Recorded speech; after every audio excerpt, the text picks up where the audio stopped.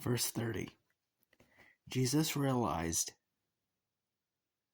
at once that healing power had gone out from him, so he turned around in the crowd and asked, "Who touched my robe?"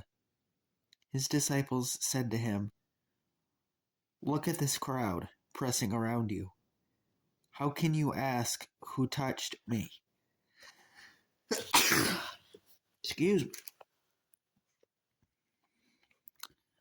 But he kept on looking around to see who had done it. Then the frightened woman, trembling at the realization of what had happened to her, came and fell to her knees in front of him, told him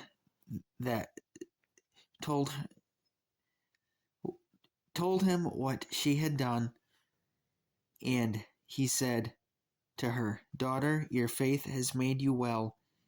Go in peace, and your suffering is over." While he was still speaking to her, messengers arrived from the home of Jairus, the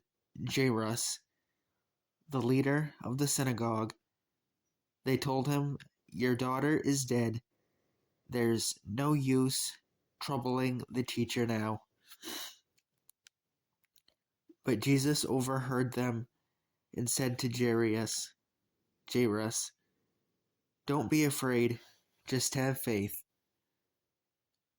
Then Jesus stopped the crowd and wouldn't let anyone go with him except Peter, James, and John, the brothers of James, the brother of James.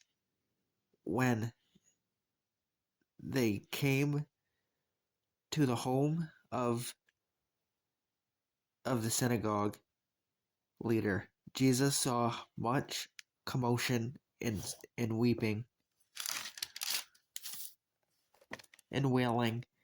He went inside and asked, "Why all this commotion and weeping? The child isn't dead, she's only asleep." The crowd laughed at him, but he made them all leave and took the girl's father and mother and his 3 disciples into the room where the girl was lying. Hold her hand," he said to her.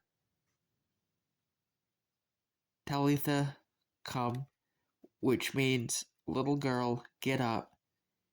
And the girl, who was 12 years old, immediately stood up and walked around. They were overwhelmed and totally amazed. Jesus gave them strict orders not to tell anyone what had happened, and then he told them to give her something to eat.